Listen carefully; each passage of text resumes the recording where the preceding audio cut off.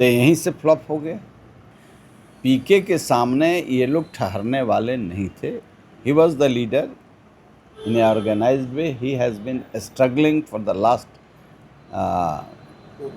4-5 years। Doctor Arun Kumar क्यों नहीं गए? अब वो तो हमारे नेतृत्व को निर्णय करना था ना। हो सकता है कि और बड़े बड़े नेता हमसे ज़्यादा इफेक्टिव वहाँ गए हों, इसलिए नहीं पूछा। तो उसके लिए हमको कोई शिकायत नहीं है। इस बात का दर्द ज़रूर है कि एनडीए को नहीं हारना चाहिए। आपको लगता है सीट हारने वाला नहीं था। आप श्याम रजक के बात से मैं सहमत हूँ। लोगों को बताना चाहिए था कि ऐसा लोगों को बना देना चाहिए था। कौन चिंतन किए कि ऐसा लोगों को बना दिया जाए जिससे कंठ में आवाज़ें नहीं।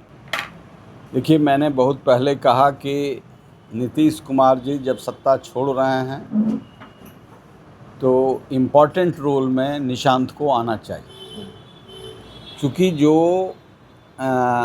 फैक्ट है, ग्राउंड रियलिटी है, उसमें जेडीयू गरीबों में ज़्यादा प्रभावी है और उसका नेतृत्व यदि जेडीयू के हाथ से कमज़ोर हुआ तो आयशा और ये तमाम जो स्ट्रॉन्ग पॉलिटिकल थॉट के लोग हैं वो हावी हो जाएंगे। आप ये कह रहे हैं कि अगर जेडीयू के पास पावर स्टीयरिंग होती, जेडीयू के पास अगर सरकार की स्टीयरिंग होती, ड्राइविंग सीट पर जेडीयू होती, तो ये स्थिति नहीं होती भारतीय जनता पार्टी की और आगे ड्राइविंग सीट पर जनता दल यूनाइटेड को होना चाहिए। नमस्कार, आप देख रहे हैं 4 PM और मैं हूं अभिषेक मिश्रा। देखिए, इस वक्त हमारे साथ पूर्व सांसद और जनता दल यूनाइटेड के वरिष्ठ नेता डॉक्टर अरुण कुमार हैं और जाहिर तौर पर बांकीपुर के चुनाव नतीजों पर बात होगी, बिहार की राजनीति से जुड़े कुछ दूसरे सवालों पर बातचीत होगी। सर, बिहार की राजनीति को तो दशकों तक आप देखते समझते रहे हैं, आप खुद सत्ताधारी पार्टी के वरिष्ठ नेता हैं। इस तरह के नतीजों की उम्मीद थी? हमको तो उम्मीद थी जी। जिस तरीके से चयन हो रहा था, लोगों से बात मैं कर रहा था, सबको रिएक्शन था कैंडिडेट्स। और जब पीके मैदान में आ गए थे तो बीजेपी के पास कास्त में अच्छे अच्छे चेहरे थे। भारतीय जनता पार्टी को ये लग रहा था कि भारतीय जनता पार्टी का ये गढ़ है, किला है और किसी भी उम्मीदवार को वो खड़ा करेगी तो वो जीत जाएगी। भाई, कोई प्रतिनिधि चुनता है, उसके अंदर आवाज़ हो जी, उसके अंदर कुछ चिंतन हो, वो दीनदयाल उपाध्याय को पढ़ा हो, वो अपने जीवन में कुछ लक्ष्य तय किया हो, जिससे पूछा जा रहा है कि नाला क्या है। इतने दिन से तो आपके तीसरी पीढ़ी में आप आ रहे हैं, नाला क्या है, तो जवाब हुआ ये विधायक का काम है, ये विधायक का काम नहीं है, तो नगर निगम का काम है। तो यहीं से फ्लॉप हो गया। ये कहता कि सरकार हमारी है, जो कमी है हम पूरा करेंगे, जीतेंगे तो हम पूरा करेंगे। पीके के सामने ये लोग ठहरने वाले नहीं थे। He was the leader in a organised way. He has been struggling for the last 4-5 years। आपको अगर ये अंदेशा था कि चुनाव नतीजे इस तरह के आएंगे, तो आप तो सत्ताधारी पार्टी के वरिष्ठ नेता हैं, जेडीयू के वरिष्ठ नेता हैं, आपने बताया नहीं बीजेपी को? जहाँ मैं कह सकता था मैं कहा, और उन लोगों ने कम्युनिकेट किया या नहीं किया, हमारी बात का क्या महत्व है भाई। मैं जेडीयू में हूँ, मैं बहुत आजकल कम बोलता हूँ। आप प्रचार के लिए भी नहीं गए? नहीं गए, हमको कोई पूछा भी नहीं। बड़े बड़े नेता गए हुए थे।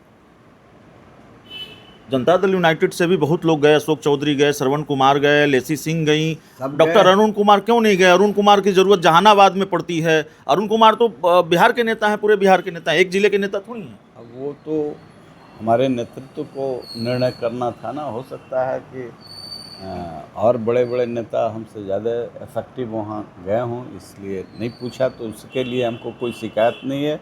इस बात का दर्द ज़रूर है कि एनडीए को नहीं हारना चाहिए। आपको लगता है सीट हारने वाला नहीं था। आपको लगता है भारतीय जनता पार्टी का जो आत्मविश्वास था या अति आत्मविश्वास था, उसकी वजह से हार हुई? बहुत लोग दूसरे शब्दों में इसको अहंकार भी कह रहे हैं। ये एक पॉइंट नहीं है, 20 चीज़ एक साथ क्लब कर गया।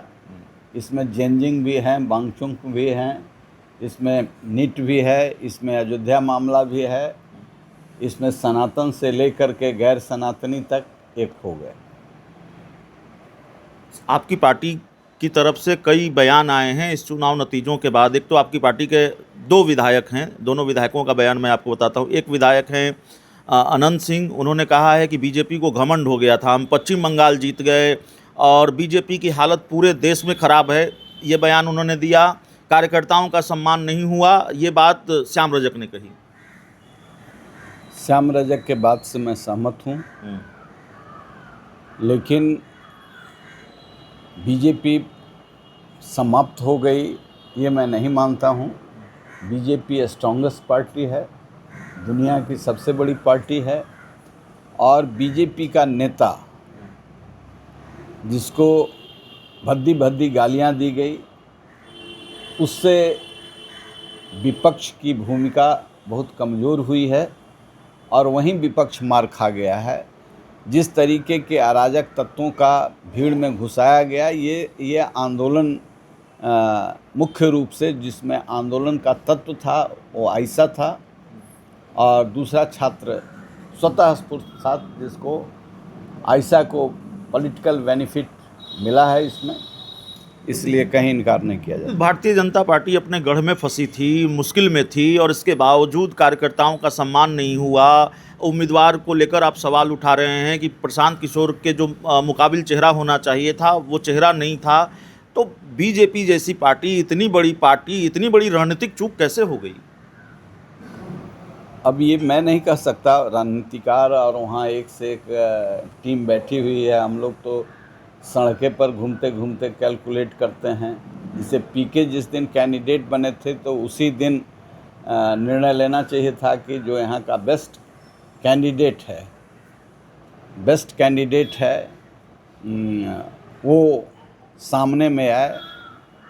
पिछले चुनाव में ऋतुराज सिन्हा ने बेस्ट परफॉर्म किया संगठन के दृष्टिकोण से, उन्हीं को बना देता है। या गोपाल बाबू का बेटा वो आलोक, ये सब उभरते चेहरों में साफ सुथरा, चरित्रवान और बेहतर आर्टिकुलेट, तो ऐसे लोगों को बताना चाहिए था कि ऐसा लोगों को बना देना चाहिए था। कौन चिंतन किए कि ऐसा लोगों को बना दिया जाए जिससे कंठ में आवाज़ें नहीं, जीवन मंच पर चढ़ाई ही नहीं।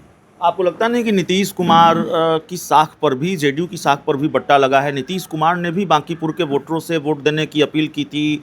नीतीश कुमार के कटआउट लगे थे पटना की सड़कों पर, और जेडीयू के कई बड़े बड़े नेताओं को मैदान में उतारा गया, जिसका जिक्र हमने पहले किया। तो सिर्फ बीजेपी नहीं हारी है, जेडीयू भी हारी है। मैंने तो पहले ही कहा कि ये कोई नहीं हारा है, ये कैंडिडेट का गलत सिलेक्शन और इस कालखंड में हो रहा था जहां सारी विपक्षी एक हो गए थे। इसलिए ये न पीके की जीत है न एनडीए की हार है, मिसमैनेजमेंट है एनडीए का, जिसके चलते जनता की भावना को चोट पहुंचा और उस चोट का जवाब लोगों ने दिया। आखिरी सवाल है, सवाल ये है कि आपको जानकारी होगी और मैं फिर इसको दोहरा देता हूं। जनता दल यूनाइटेड के ऑफिशियल फेसबुक पेज पर, सोशल मीडिया पेज पर एक वीडियो डाला गया, संजय झा का 2024 का बयान, जिसमें वो कह रहे हैं कि कुछ लोगों को सत्ता मिल जाती है तो समझते हैं ताकत मिल गई और हम मेवा खा रहे हैं। 2 साल पुराना ये बयान बांकीपुर के रिजल्ट के ठीक 1 दिन बाद पोस्ट करने की ज़रूरत क्यों पड़ी? क्या जनता दल यूनाइटेड, बहुत चर्चा है कि जनता दल यूनाइटेड फिर प्रेशर बढ़ा रही है कि भाई जेडीयू को सीएम की कुर्सी चाहिए, जेडीयू के खाते में सीएम की कुर्सी होनी चाहिए? देखिए, मैंने बहुत पहले कहा कि नीतीश कुमार जी जब सत्ता छोड़ रहे हैं तो इम्पॉर्टेंट रोल में निशांत को आना चाहिए, क्योंकि जो फैक्ट है, ग्राउंड रियलिटी है, उसमें जेडीयू गरीबों में ज़्यादा प्रभावी है और उसका नेतृत्व यदि जेडीयू के हाथ से कमज़ोर हुआ तो आयशा और ये तमाम जो स्ट्रॉन्ग पॉलिटिकल थॉट के लोग हैं वो हावी हो जाएं। आप ये कह रहे हैं कि अगर जेडीयू के पास पावर स्टीयरिंग होती, जेडीयू के पास अगर सरकार की स्टीयरिंग होती, ड्राइविंग सीट पर जेडीयू होती, तो ये स्थिति नहीं होती भारतीय जनता पार्टी की, और आगे ड्राइविंग सीट पर जनता दल यूनाइटेड को होना चाहिए। अब ये तो पार्टी का अपना निर्णय है, इसमें मैं इन चीज़ों में अपनी राय नहीं दूंगा।